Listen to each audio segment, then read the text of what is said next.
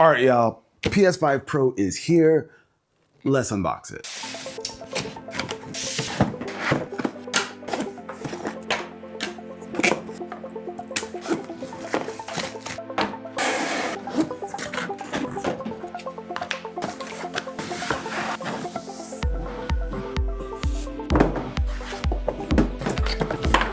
Boom, boom, boom, boom, boom, boom, boom, boom, boom. And here we go. This is everything you get inside of the box. Of course, we got the PS5 Pro over here, some paperwork, we got your safety guide, quick start guide, power cable, HDMI cable, USB-C to C, you got your little feet stands, and of course your DualSense controller. All of this is pretty typical. The only thing that's gonna be really different here is this guy. So let's check it out. Let's unwrap this thing.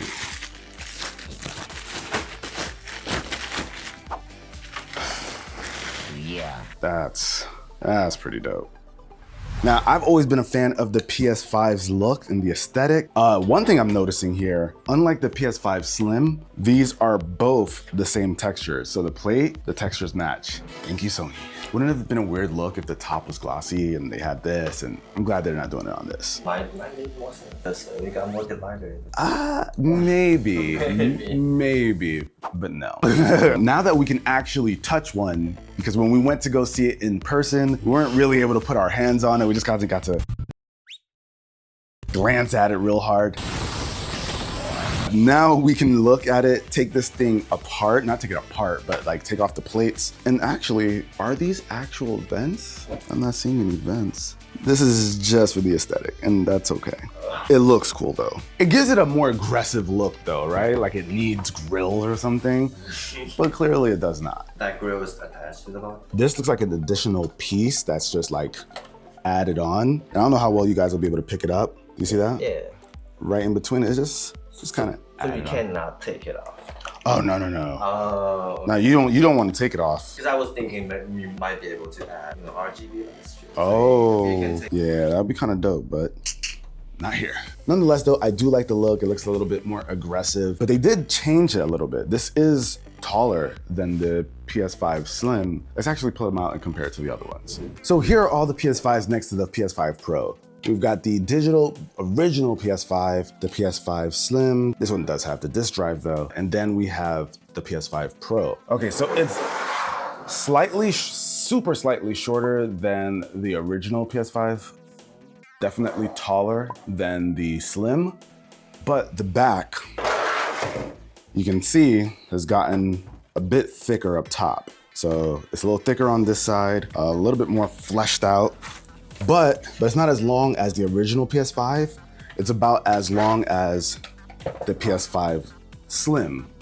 So it's like a bit of a hybrid between the two. It's got the overall length of this one and the height of this one. So it's kind of right in the middle. So taking a look around the actual PS5 Pro, we've got two USB-C ports and your power button up front, and in the back, we've got our HDMI port, your Ethernet port, two USB-A ports, and your power port. Now, obviously, this is the standard white edition, but we've all seen the 30th anniversary. The 30th anniversary edition looks absolutely amazing, and we will be getting our hands on that, so definitely make sure you're subscribed to the channel and look out for those videos, because we got all of the PlayStation stuff. We got the PS5 Pro, we got the DualSense Edge controller, the PlayStation Portal, the regular PS5 Slim, and I think even just the regular straight up controller as well.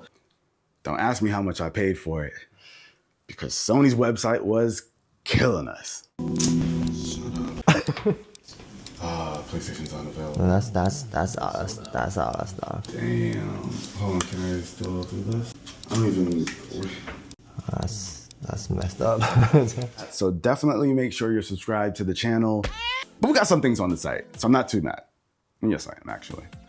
Either way, content on that is coming soon. Now with this design, it does come with the same legs that the PS5 Slim has. Let's see how we add that. So we just throw one here. There are these little holes for it. Then boom. And that's pretty much how it sits if you want to lay it down horizontally. But if you don't want to have it horizontal and use these little legs, you can just add on the vertical stand. It is sold separately, but it does work. It's the same one that's been out. It's not a different stand, so you can pick up one of the existing ones and slap it right on there. Now, I know there's been a lot of discussion around the PS5 Pro, and for those of you who maybe haven't heard of what the PS5 Pro brings to the table, this is what it's supposed to do. The PS5 Pro has an upgraded GPU, which is 67% better. It also has 28% faster memory, which enables 45% faster rendering times. So all the details that are rendered in your game will load in 45% faster. Now, those are like the number upgrades, but in terms of other features, we're seeing advanced ray tracing. And I actually got a chance, like I mentioned before, to see this in action. I think where we saw it the best was like in racing games, where you can literally see your car's reflection on another car that's driving near you. Also being able to see rain on the road and rain flying off of your tires as you drive around. There's some pretty realistic stuff that gets added into these games that kind of make it more immersive. You probably don't even think about it while you're playing, but it's those little extra bits that kind of just make it feel like super realistic. All of that stuff is enabled with ray tracing, and from what we saw, it looks pretty good. Now, PlayStation also introduced this other feature called PSSR, which is PlayStation Spectral Super Resolution. Basically what that means is using AI upscaling, they're going to be able to enhance a lot of details. We also got to see that in person. I think in Ratchet & Clank, there were these confetti pieces that were flying around. And with that PSSR, we were able to get more details from the confetti. I think we were able to see even more of them. So that is a feature that I think is going to have probably some of the most impact on our games. That's what's gonna add a lot of the detail that we won't be seeing with like your standard PS5. Now here's the thing, this is $699, and I know a lot of people are not gonna wanna shell out that kind of money. You've made it abundantly clear in the comment sections, and that's cool. I'm gonna be testing this thing out. I'm gonna give you guys a full review so that you can see if it's something that's worth your time. So I'm gonna be testing it out on like larger TV screens, maybe some smaller TV screens, and see if the value is there for those smaller TVs. But if there's anything specific you guys wanna see in the review, let me know with a comment down below. Now, I do need to see if this thing powers on any differently, so let's check that out. All right, so let's power this on. Oh, hold on. Does the light go all the way from the bottom? Or is it just at the bottom now? It looks like there's a strip all the way over here too. But this is all I can do on this video. Can't go any further, so definitely check out the full review to learn everything there is about this guy. And if you're not subscribed to the channel yet, you know what to do. Lots of coverage coming soon. Later.